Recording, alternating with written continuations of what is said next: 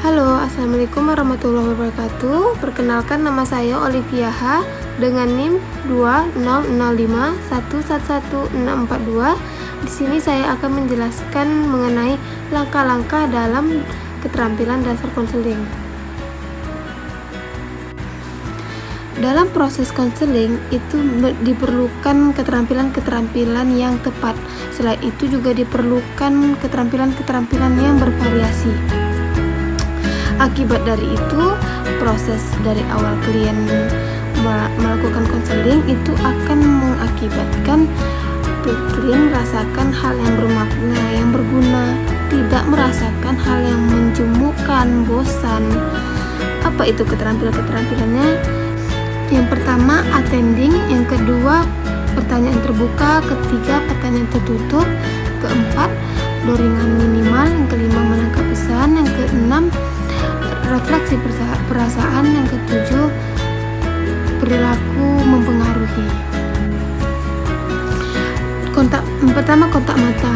Kontak mata di sini konselor harus menggunakan tatapan mata yang alami. Di sini artinya tidak tatapan yang tajam. Seperti apa? Tidak membuat klien merasa terintimidasi, tidak membuat suasana dingin dan tidak membuat mencurigakan. Yang kedua, bahasa tubuh.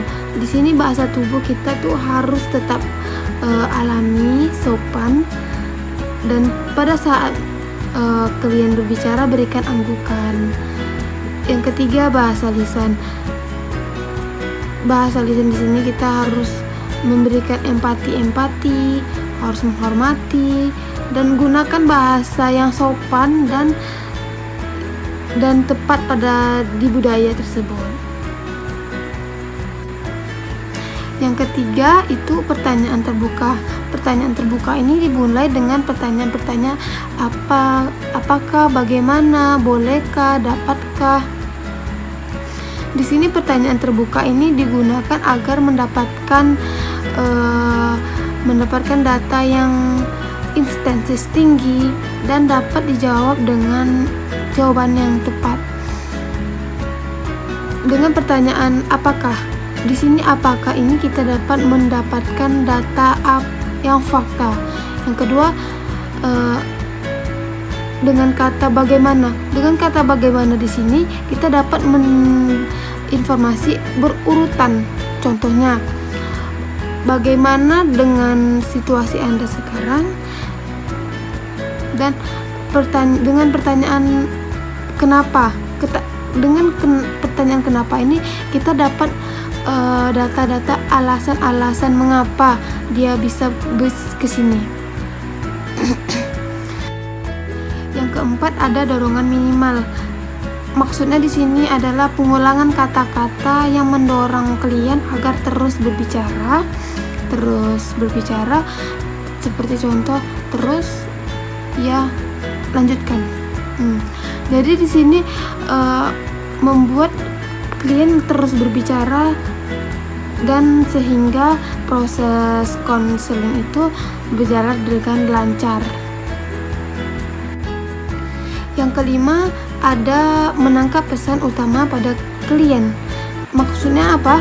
Pengulangan kembali apa ucapan dan isi pikiran klien dengan menggunakan bahasa konselor.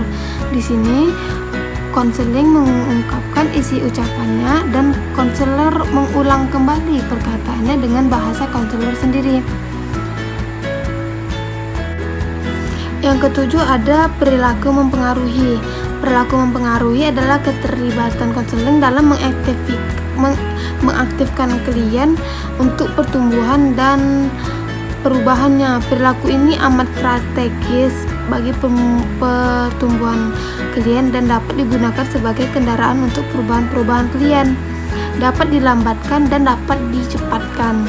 Jika konselor melibatkan diri dengan langsung ke dalam wawancara konseling, maka perubahan perilaku klien akan lebih cepat. Dengan kehadiran perubahan klien dapat terjadi semua teori konseling tertuju dengan hal ini. Yang ke-8, tadi saya ada lupa dengan yang ke-8. Yang ke-8 yaitu fokus dan perhatian terseleksi.